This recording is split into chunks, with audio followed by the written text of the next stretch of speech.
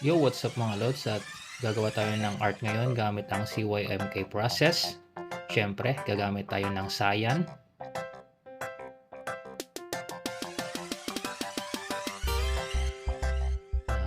yellow,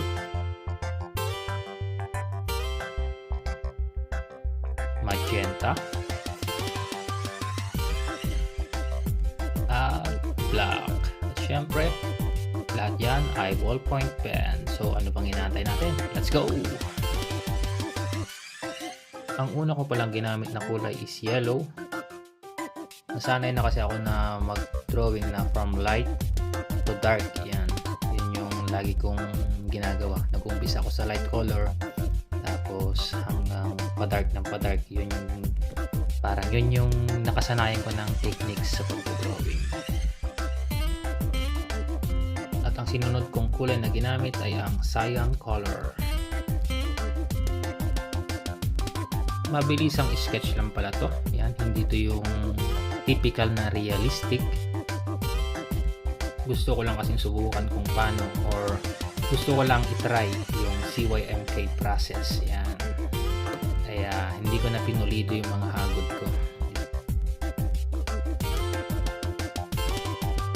At ayan na nga, sinunod ko na yung magenta color.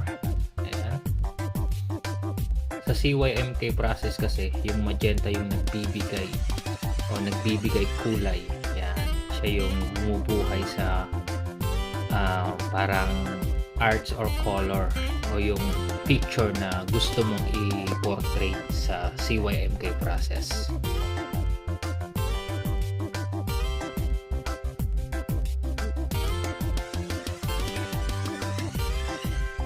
Siyempre, ang panghuling ilalagay natin ang black color. Para ito sa mga darker areas, yung mga shadow, ayan, na medyo mas madiin yung kulay niya. Yan, ang gamit ng black sa CYMK process. Yun, tapos na ang drawing natin na ang ginamit ay ang CYMK process.